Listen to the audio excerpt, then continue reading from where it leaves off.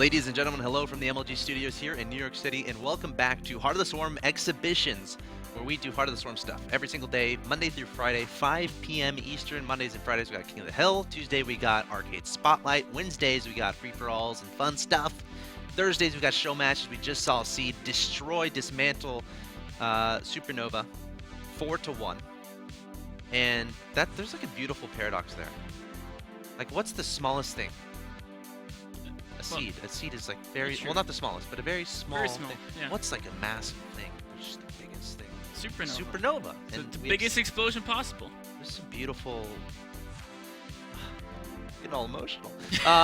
No, awesome job by Seed there. 4-1 victory there over Supernova, showing Protoss is pretty good in Heart of the Storm. But we might have stuff that might change that. Of course, we're going to take a look at the patch notes. So get out your pen, get out your paper, and start taking notes, because we're about to tell you what these patch notes mean and what you can expect and kind of what direction Blizzard is going towards. So let's go ahead and jump to my point of view. Of course, Spirian did create this post. Again, shout out to him. But here we are on the screen, and let's just go through it. First of all, the Terran.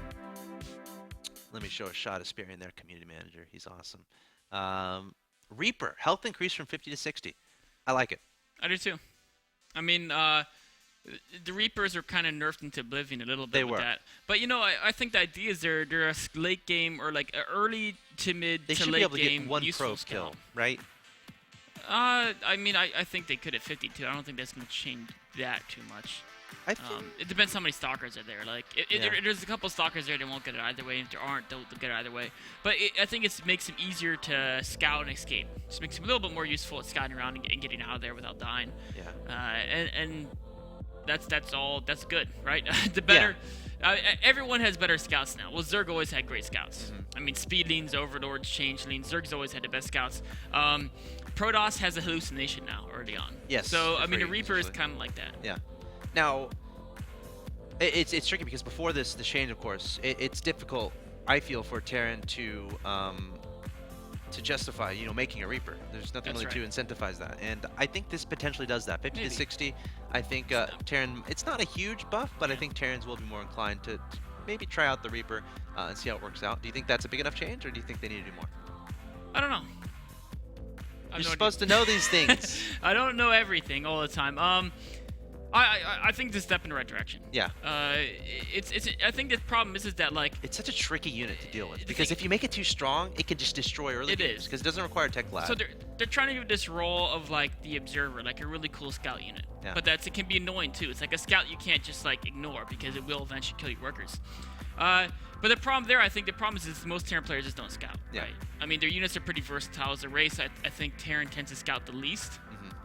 Just because their base unit, the Marine, is so versatile, right? If you're going Marines and Medevacs, you're gonna be going Marines and Medevacs no matter what. Like, you pick your build and you do it. And SCVs are a little bit more expendable than probes and drones, I think. This is because true. Of course you have mules back home that can kind of cover a loss of an SCV, so you'll see a lot of Terran players just send an SCV across the map. And I think a Reaper, I think I like that change. I'm not sure if it's enough though. We'll have to see. We'll see. Of course, moving on, we got the Protoss Void Ray. Some changes were made to it. Supply cost increased from 3 to 4. That's pretty big. Activating the prismatic alignment ability now causes a timer to display over the Void Ray for the duration of the... Yeah, that makes sense. The second one is more of just added bonus type thing as far as... It is, but it helps people play against them as well, because they'll know... Exactly. They'll know, okay, can I wait for that to go away, then engage? Or, like, will I lose too much of my base if I don't go now? Now, we've seen a lot in the King of the Hill show matches here, or King of the Hill and show matches here, of Void Rays being used. Specifically, TT1 pretty much used it in every single one of his games when he was making his King of the Hill run. I think he won like 7 in a row. Congrats to him, by the way. Currently has the longest streak in MLG King of the Hills. But yeah, Void Rays, he was pretty much using them every game. Of course, now the supply cost is increased from 3 to 4. How much do you think that's going to impact the use of Void Rays in the game? They're still going to be used a lot. They're still really good. But I think it was needed because they were too easy to mass. Zerg players, unless they would learn to make Queens and Niduses, which they're not going to do for a long time, basically had no counter Void Rays beyond you know, a significant Queen count. So you really, I think you really had to do that. I mean, one thing a lot of people don't realize about the Void Ray is how big they were buffed in their combat stats, right? So they used to do 8 damage a hit and have an attack rate of 0.6. And then that's what, like 12, 13 DPS, something like that. Now they do 10 damage to armored without the prismatic alignment. Now attacker to 0.5. So now they do 20 DPS to armored units. Without even their ability, they are buffed from 13 to 14 damage per second to 20. Yeah. That's like a 50% buff. It's huge. Yeah, it's huge. And then not to mention that ability gives him another 12 damage per second. Now they're doing the same damage as an immortal. You know what the Void Ray needs? It needs that speed buff back. Speed oh, upgrade. Yes. Well, it might overlap too much the Oracle, and I don't know. We'll see. Put it on the mothership. Put it on the Zelt. Give all the Protoss abilities to the Zelt, man. That guy is a bad dude, man. He needs all the tools. He does, and he's the cutest guy in that StarCraft series. And he has a belt, so he should fit all the tools on the belt. Like pulls out like a little like grappling hook, throws it on top of air unit. You know, gets on that or whatever. You know, have a conversation with the balance team. Yeah, Zelt should have everything. All right, we're gonna have a conversation. All right, coming up next, we got there's one more. Zerg. Yep. Hatchery. The Evolved Burrow upgrade requirement has been moved to the hatchery. Now, there's a lot of discussion on this. I think it was. I don't know if it was leaked. It was in the proposed change, but it was in the proposed changes that this was happening. So there's been a lot of conversation on whether or not this is a good thing. I think the general consensus that I found was that it just will affect like Baneling burrows, burrowed Banelings in the beginning of games. It will. But what do you think this will impact mostly? It'll be a little bit more than that, because the other thing is Zergling harassment will be kind of neat. Like in Zerg vs Zerg, you could like burrow, like when you're, Zerg vs Zerg is all those times. I don't know if people will pay for it though, but if you did choose to pay for it, there's all those times Speedlings are running around the base, and it's like the army's there and the Speedlings can't really do anything because there's like 4 and there's like 5 Speedlings chasing them. But now they can all burrow. And then either the Speedlings have to babysit the burrow campsites or so I mean it would be cool, but that's not worth the cost. I know, like, because you still have to get the gases. You still have to actually get gas to use burrow. It's not like it's like hallucination where it doesn't cost anything. You still have to spend those drones getting that investment gas, and that's quite an investment, and that's something the Protoss can scout early. There may be some really cool roach burrow attacks, because roaches regenerate 5 life a second when they're burrowed. 10 once they get the upgrade, but 5 without that tunneling closet. 100 gas though, so much. That's like 4 less roaches. It is. That's for sure. It would be more like maybe not for an all-in, because like you said. What do you think the goal of Blizzard was with this? They wanted to just, why not? It allows some more Zerg options, even just burrowing Zerglings at the bases so people can't take them. Yeah. What if Zerg rush it and block like someone's natural I know, that'd expansion? be cool. God, you'd have to get the gas so fast though. Yeah, I mean, it wouldn't work for Protoss. Nexus first, of course, would stop that. But it might work for Terran. You could, if they build a command center high ground, you could make them use a scan to take the low ground. Yeah.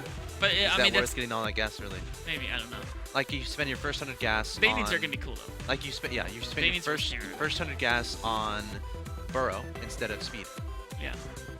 That'd probably be the fastest you can get, while still trying to be a little bit economic about it. And then you have to see what kind of time you can get from there. I mean, overall, I think the consensus is there's not many uses of it. Yeah.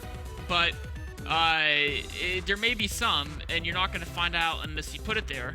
And I think no one's going to say it's going to break the game. There's not going to be anything broken about it. Yeah. Right? Like, it's clearly not going to make Zerg too strong. So why not put them there and see if there's some cool things? For Ola Brood War, burrow was a hatchery tech thing. Yeah. And it was used sometimes to set up mass speeding traps. Oh, so when Terra moved out with their Marines, the speedings would pop up around them. I mean, that would be more Banelings nowadays, but... Should be cool. Maybe it'll incentivize Zergs to use Banelings more. Because like they aren't used that much, at least in my games. I don't know.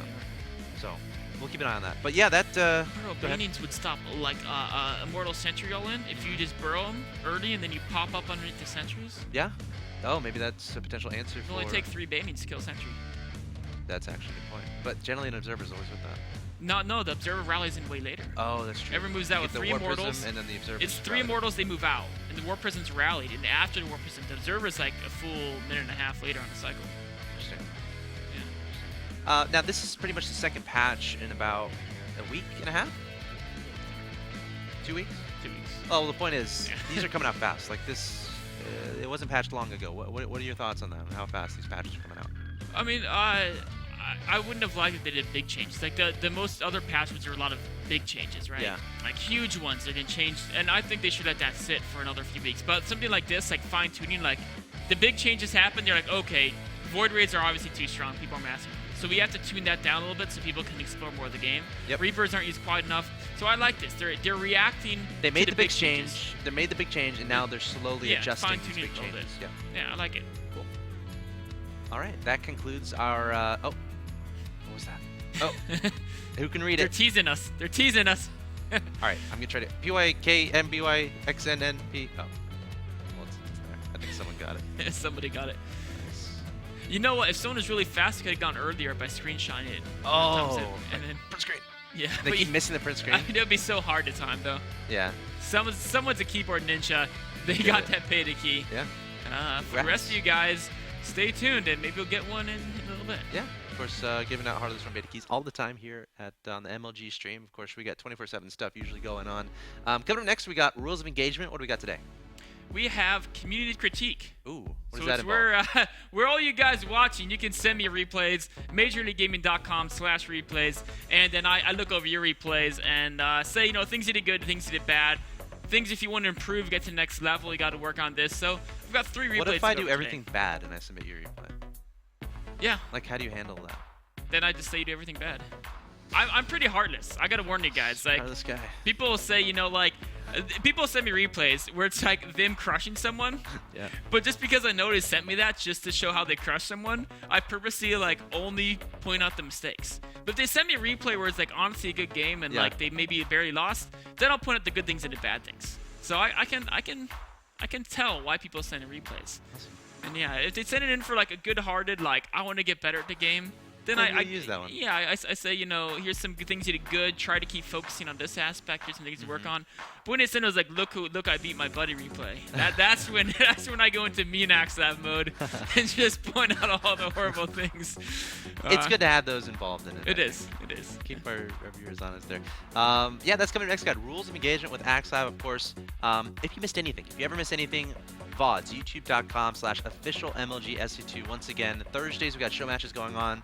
Tweet at axeltoss with suggestions. Who do you want to see in the next show match? I'll try to make it happen. Of course, today we had Seed versus Supernova. Seed with a convincing 4-1 victory. Last week we had White Raw versus Dragon. And all of these show matches, YouTube. They're there. They're in the VODs. Of course, rules of engagement, VODs are on YouTube as well. Mondays and Fridays, King of the Hill. Coming up next week, or not next week, tomorrow, we got King of the Hill, 5 p.m. Eastern. We're starting with Dragon versus Cats, where Cats is currently on a 1-game streak. Going to try to extend it to 5. I will not be here, but Total Biscuit will be filling in, and he'll be casting with axeltoss. Again, 5 p.m. Eastern to check that out. And if you're a pro player and you want to participate, head over to channel MLG tomorrow. Again, 5 p.m. Eastern. Be highly ranked in Grandmaster, be a pro, or compliment this guy a lot in the chat, and you might get chosen. You might. But again, coming up next, it's going to be Rules of Engagement. I hope you enjoyed tonight's show match between Seed and Supernova. We'll see you in a few minutes with Rules of Engagement. Right. Don't go anywhere.